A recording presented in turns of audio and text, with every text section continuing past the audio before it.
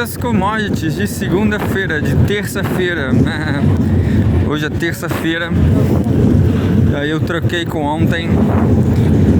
Uma semana atrás eu tava gripado, mas eu já me vacinei contra a gripe aviária. Uma influençazinha do ano. Cada ano chega uma influença diferente.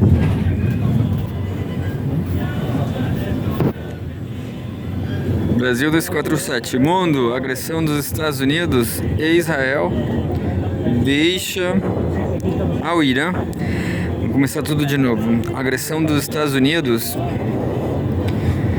e Israel ao Irã deixa 1980 mortos no Oriente Médio. Relacionados, Israel avança sobre o Líbano com ataques terrestres. Eu li extraterrestres, não. Jang Choi-Kim diz que guerra contra o Irã expõe declínio dos Estados Unidos e acelera a mudança na ordem mundial. Jang Choi-Kim. Irã apresentará 3 etapas para promover desescalada e solução política do conflito, diz enviado ao Global Times. Mas vamos ler sobre o Brasil.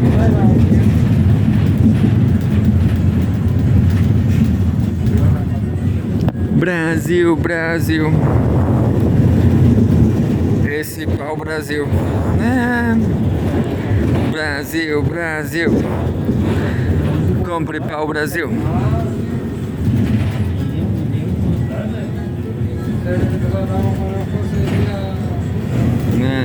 Diz assim: Haddad confirma a saída do Ministério da Fazenda e diz estar, entre aspas, estudando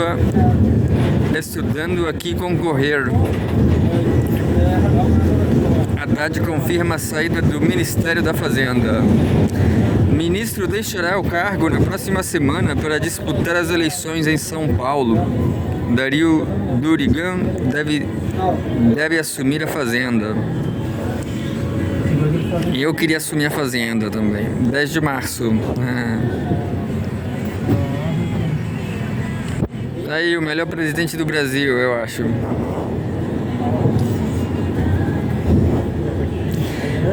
Um artigo por Otávio Rosso. Vamos embora para Itália, Otávio. 247. O ministro da Fazenda, Fernando Haddad, afirmou que deve deixar o cargo no governo federal na próxima semana, em meio às articulações políticas para as eleições de 2026.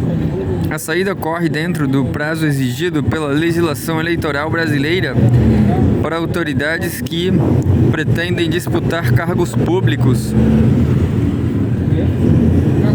Haddad confirmou que já iniciou conversas sobre seu futuro político e sobre a reorganização de sua equipe após a eventual saída da pasta. O movimento abre caminho para que o atual secretário executivo do Ministério da Fazenda, Dario Durigan, seja o principal nome cotado para assumir o comando da área econômica. Eu pensei que ia falar o Alckmin e assumir sei lá quem é. O monstro das trevas. Neoliberal Alckmin vai assumir a Fazenda. Já pensou? E o Alckmin não vai se candidatar a nada não? Bora. Pela legislação eleitoral brasileira, ministros que pretendem disputar eleições precisam de se desincompatibilizar de seus cargos até 6 meses antes da votação.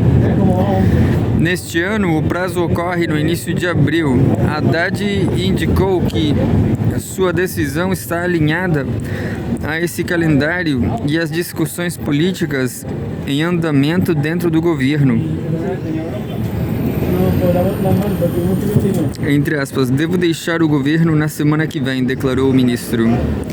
Ao comentar o cenário político, Haddad afirmou que ainda não há definição sobre qual cargo poderá disputar, mas confirmou que as discussões estão em curso. Tenta aí um vereador de Pelotas.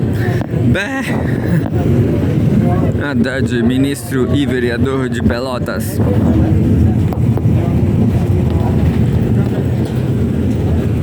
Só um segundo.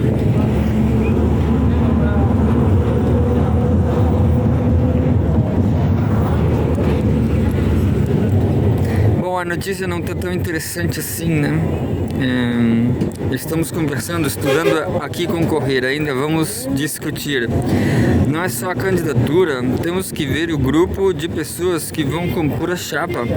Estamos vendo tudo isso com os cuidados devidos, fecha aspas, disse Haddad. Ele acrescentou que já vem tratando do tema com o presidente Luiz Inácio Lula da Silva e outros integrantes do governo. Abre aspas, já anunciei há bastante tempo a minha intenção de deixar o governo. Tenho conversado com o presidente Lula sobre São Paulo.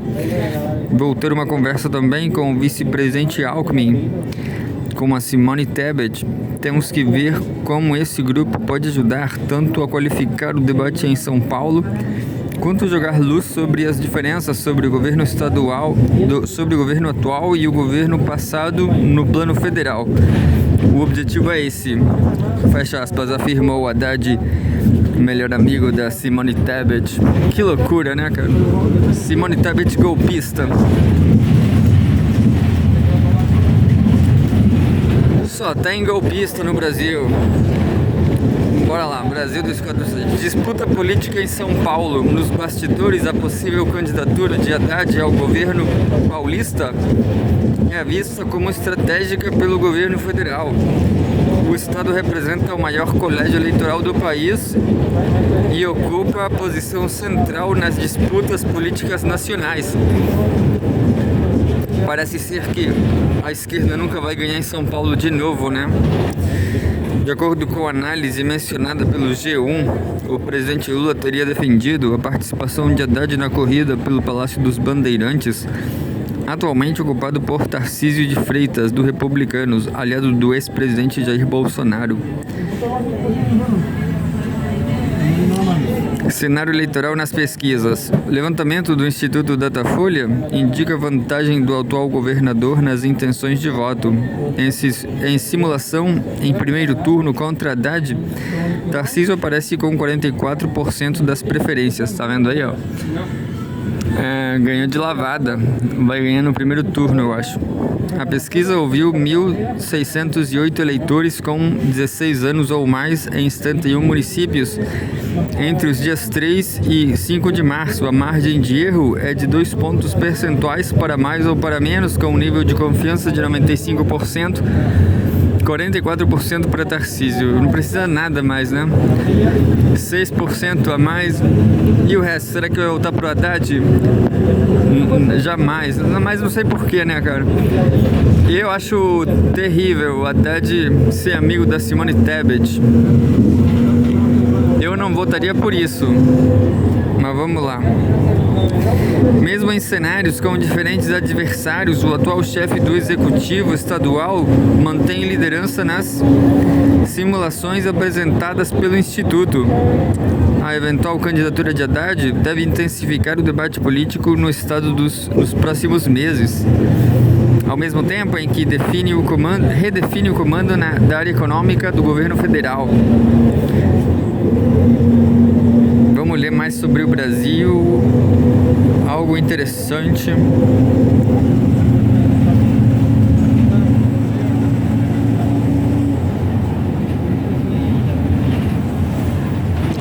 Vamos ler uma notícia que diz assim: Brasil, Trump tenta interferir nas eleições brasileiras ao classificar facções como terroristas, avalia a PT. Dirigentes do partido avaliam que a proposta dos Estados Unidos de classificar PCC e Comando Vermelho como terroristas pode influenciar o debate político eleitoral no país. Hoje, 10 de março de 2026.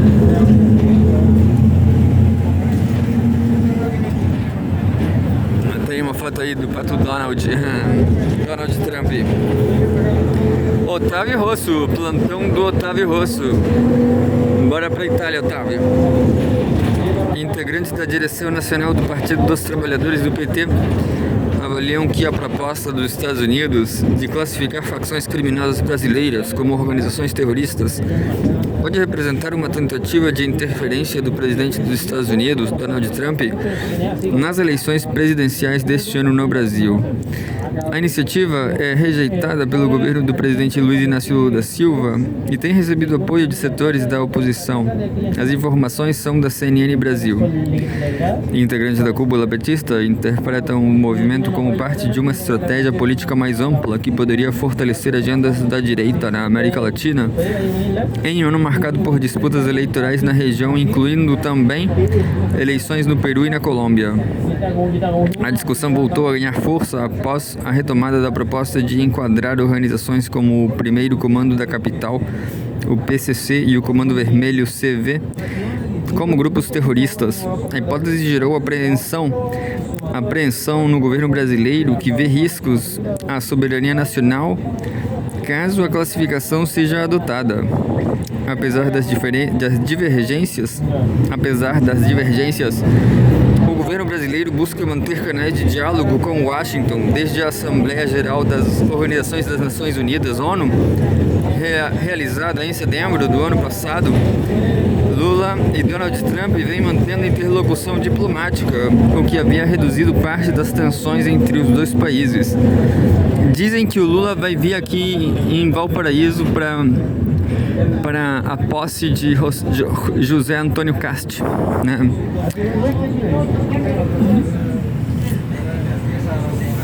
Então aí o imperialismo, o sistema, eles estão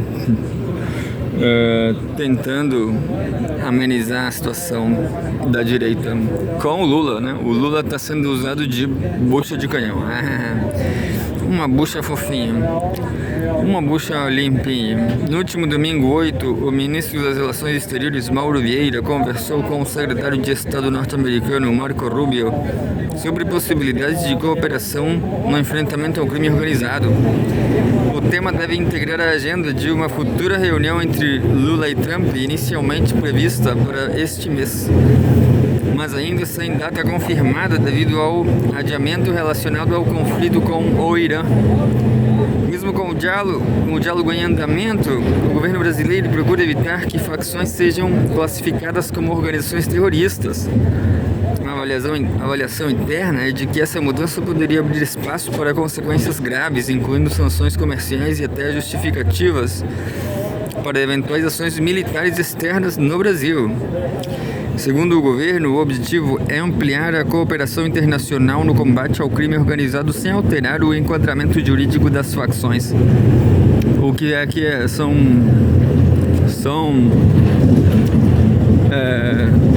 não sei, clube de sinuca, mas tá na categoria de clube de sinuca de bico, né? Sinuca, clubinho.